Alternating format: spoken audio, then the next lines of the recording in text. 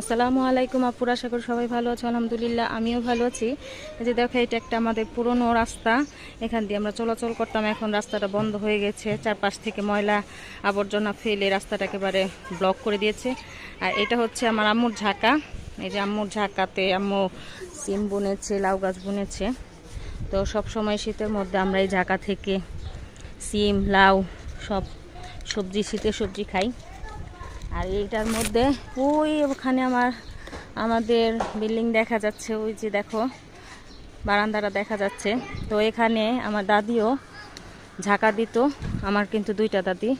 আমার বড় দাদি এখানে সবসময় শীতের দিনে ঝাঁকা দিত, লাউ গাছ, সিম গাছ বনে দিত।